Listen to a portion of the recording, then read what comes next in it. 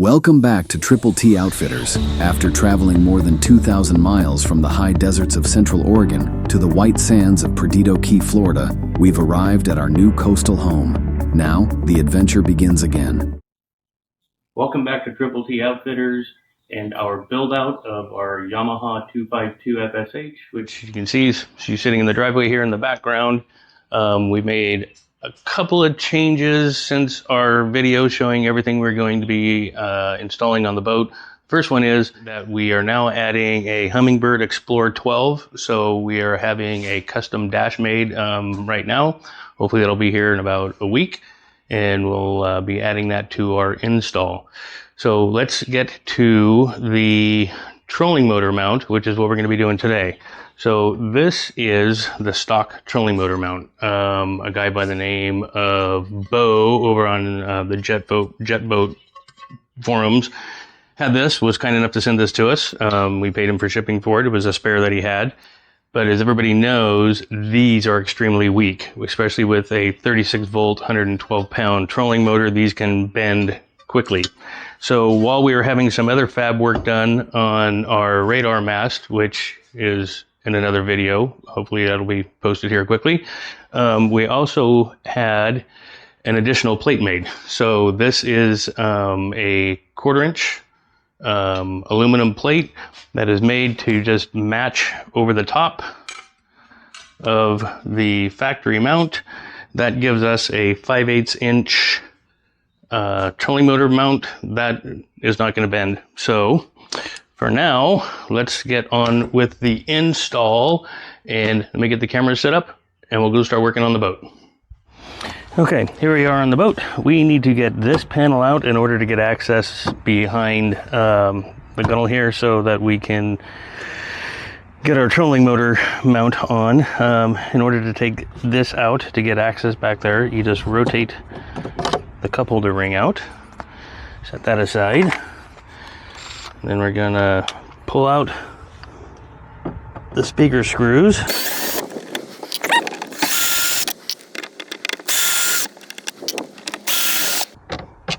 Okay, now we should be able to just lift the speaker out. And back in here, there is a plug. You just lift that tab up, unplug your speaker. Okay, now we should be able to reach 1, 2.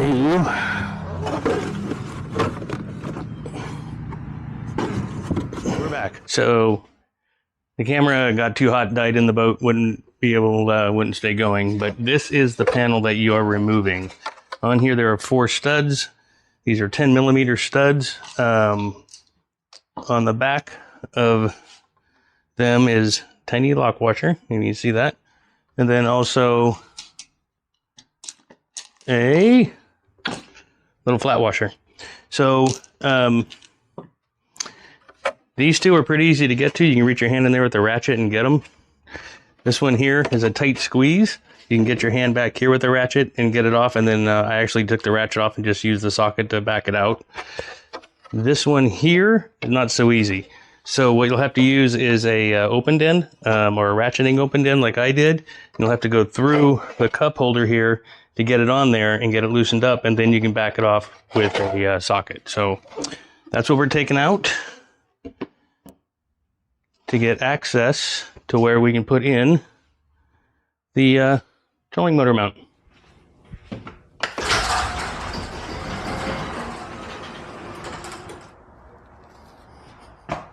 Tragedy has struck.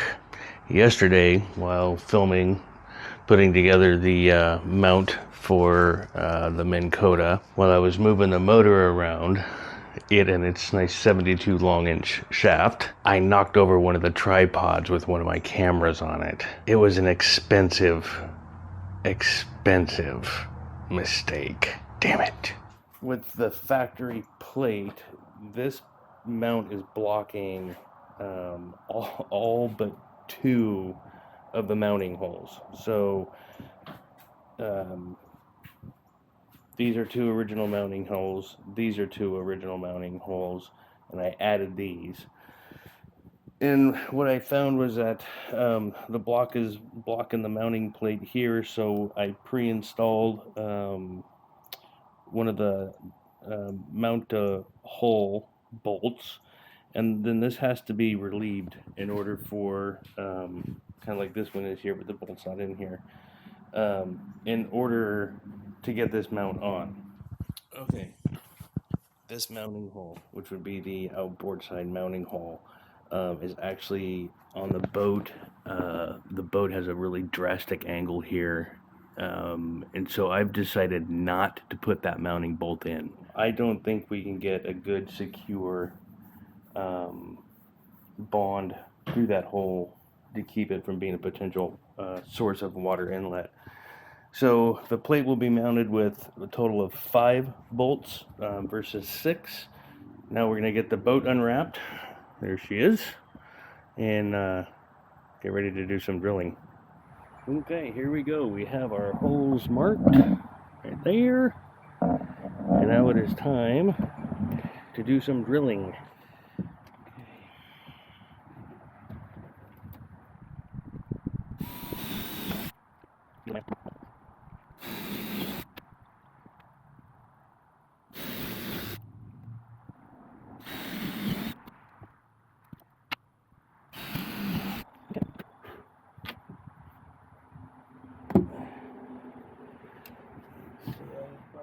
Okay, we have our spot marked out here. This is where we're going to be putting our plug.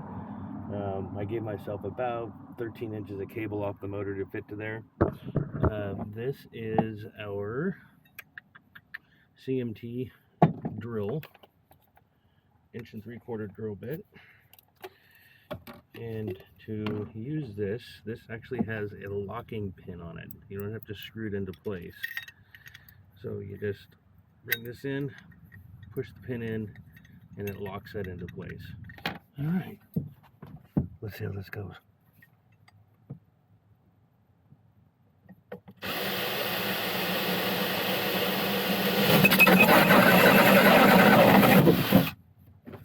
That fast.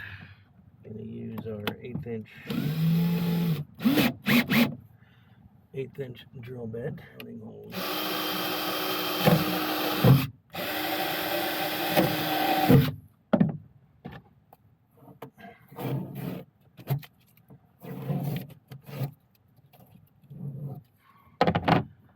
I've got roughly 20 feet here, which is way too much, but I'd rather have too much cable than start running it through the boat where I need it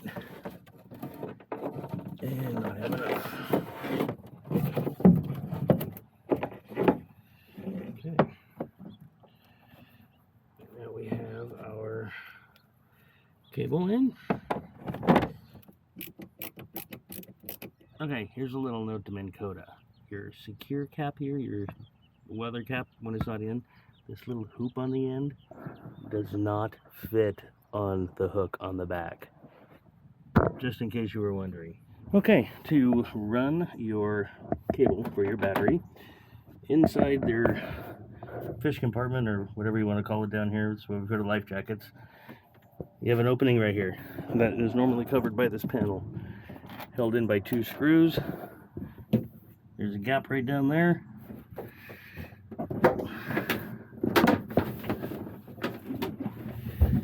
No, goes through there. Comes out right there. Hope you can see that. Right there. Okay, so we got our cable run. This is that panel I was telling you about. Hopefully you can see that okay. I put in a insulated wire clamp right here. This particular compartment we throw life jackets and everything into, and what we don't want is this cable, which is right here, getting snagged and damaged by something we're throwing in here. So, mounting of the circuit breaker.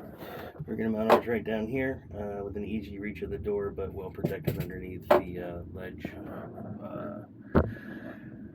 The storage compartment here, so it's not going to get kicked or beat up.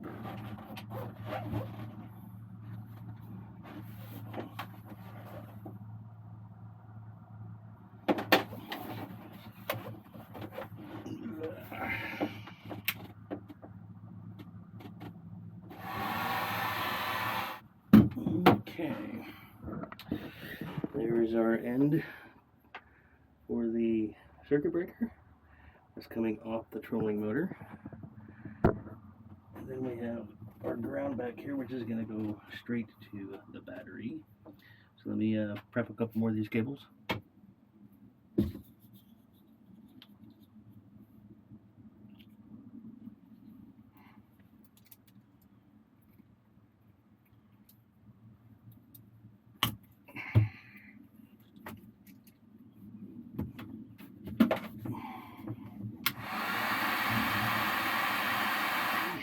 Okay, there you go. So keep in mind, for your breaker and your battery, you will have two different size cable clamps.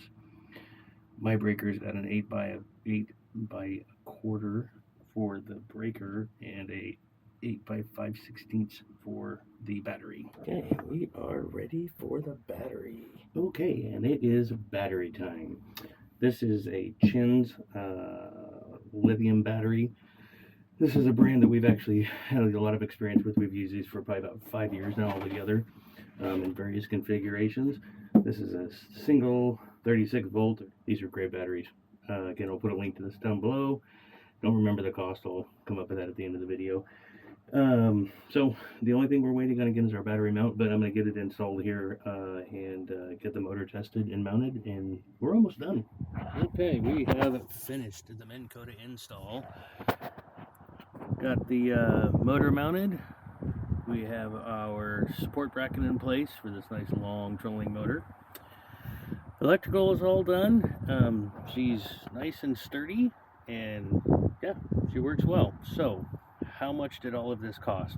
Let's run that down next. Okay, so how much did this trolling motor install cost us? Big question everybody wants to know, so let's go through the numbers real quick. Power cables, 30 bucks. Battery, 509 bucks. Transducer cable, 67. Transducer mount, 40. Stabilizer mount, 40. The trolling motor plug-in receptacle, 58. The trolling motor itself, 3,000. The factory mounting bracket we got for free, just the cost of shipping. The aluminum support plate, beefed up aluminum support plate, to have it fabbed and powder coated, 150 bucks. Total cost to install, $3,924. Stay tuned for the next install because it's a big one. See you guys in a little while.